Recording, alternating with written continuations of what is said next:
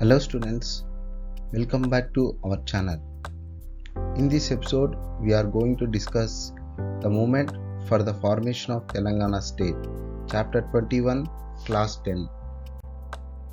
These are the points we are going to discuss in this lesson. It is in the form of a list.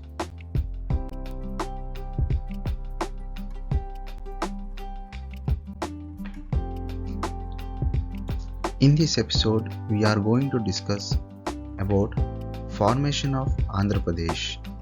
The both states, Telangana and Andhra, how they merged and became a state called Andhra Pradesh. The following topics we are going to discuss from here.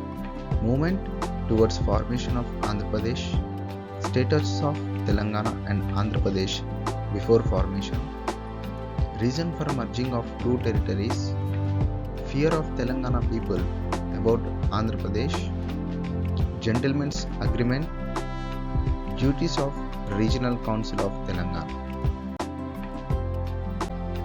In this topic, we are going to discuss movement towards formation of Andhra Pradesh.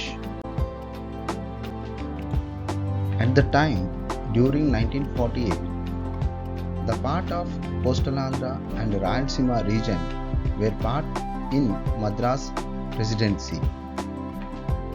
Soon a movement started for creating a state of Andhra Pradesh, including all the territories in which Telugu was spoken. Gentleman's agreement towards the formation of state Andhra Pradesh.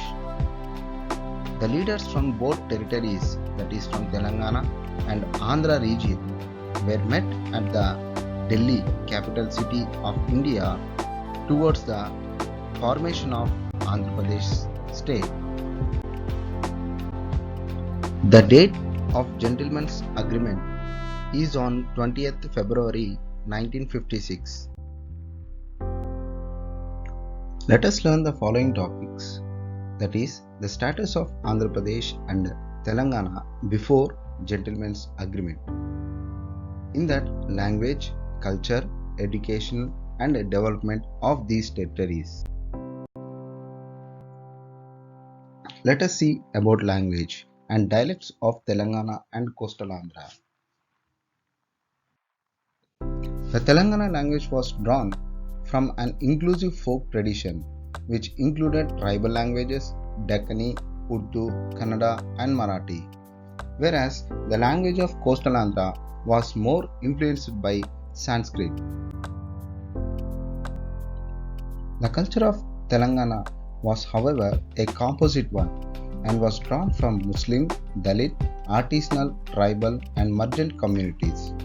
The social profile of Telangana was distinct in that it had a larger proportion of tribal people, backward castes and Muslims as compared to the other religions and other regions. When compared to Andhra, it was more influenced by Sanskrit culture. Coming to education, the both territories have different languages in their medium of education. Telangana under Nizams pushed Urdu as a medium of instruction, whereas Coastal Andhra was led by English. In 1948, Telangana literacy rate was only 9%, especially women literacy was only 4%. There is a difference in both territories coming to the point of development. Telangana was a dry plateau region which depended on rainfed agriculture, animal herding and hunting and gathering from forests, whereas Coastal Andhra was in rapid modernization process.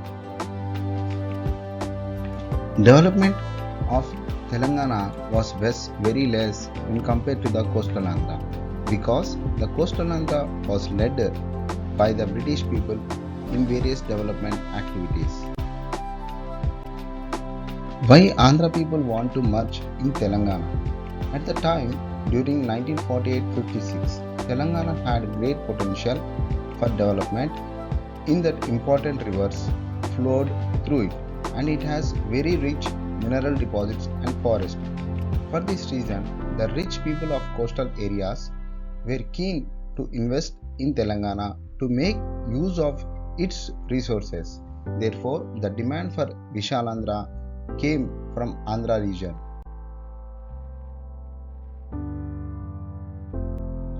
In 1952, first general elections were held in India.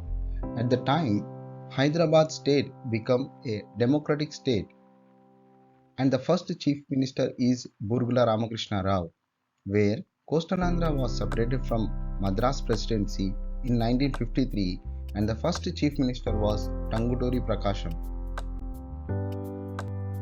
Telangana people has some fears about Andhra people that are going to be merged in Telangana. The leaders involved in gentleman's agreement are from Telangana Burgula Ramakrishna Rao, K.V. Rangareddy, M. Chennareddy, J.V. Narsinga Rao. From Andhra B. Gopal Reddy, N. Sanjeeva Reddy, S. Gautalachana, A. Satyanarayana Raju. On the initiative of Union government, the leaders from both sides met in Delhi and reached what was called Gentleman's Agreement on 20th February 1956. They basically agreed on 14 points. After the discussion, the new state was formed and named as Andhra Pradesh. Some of the important points are: number 1. Expenditure on administration was to be borne proportionally by the two regions, and surplus revenue from Telangana region would be spent only for the development of Telangana. The existing educational facilities in Telangana would be reserved for the students from the Telangana region only.